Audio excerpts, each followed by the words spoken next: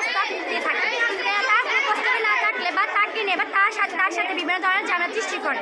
তার কাছে প্রাইভেট না পড়লে তিনি ফেল করিয়ে দেন। ক্লাসে না গিয়ে তিনি অফিসে বসে থাকেন। অষ্টম শ্রেণী সব বিভিন্ন ক্লাসে না গিয়ে তিনি তাকে ডাকতে গেলে তাকে অসাধারণ আচরণ করেন। তো যখন আমরা ক্লাস 8-এ পড়তাম, আমরা যখন ক্লাস করতাম উনি ক্লাসে আসতো না, তো আমরা ওনাকে ডাকতে যেতাম। তো উনি বলতো যে তোমরা তো ক্লাস করো, কিন্তু আমরা ক্লাসে বসে বুঝতামই না। তখন ওনাকে ডাকতে গেলে উনি অসৎ-দলের আচরণ করতেন, উনি অশ্লীল কথাবার্তা বলতেন, হোয়াটসঅ্যাপ মেসেঞ্জারে কুপ্রস্তাব দিয়ে থাকেন, বিভিন্ন মানুষকে বিভিন্নভাবে জ্বালাতন করতেন।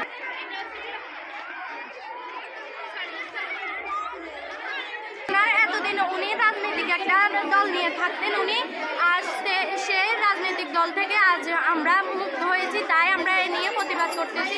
আর উনি সবসময় আমাদের ক্লাসে একটা অঙ্ক দেখাইতেন, আমরা যদি ওতে কোনো ভুল ধরতাম তাহলে উনি আমাদেরকে বিভিন্ন ধরনের মানে খারাপ কথা বলতেন। আমরা এই কষ্ট থেকে আমরা এখন মুক্তি পেতে চাই।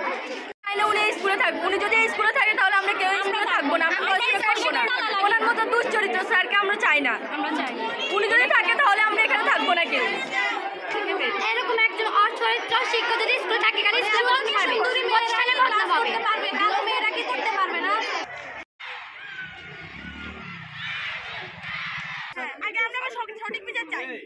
আমি সঠিক বিচার করব, এই বিষয়ে কোনো ব্যত্যয় হবে না। আমি অবশ্যই সঠিক বিচার করব, কিন্তু আপনারা প্লিজ যার বিরুদ্ধে আপনাদের অভিযোগ তিনি এই স্কুলের আঙিনায় আসবেন না।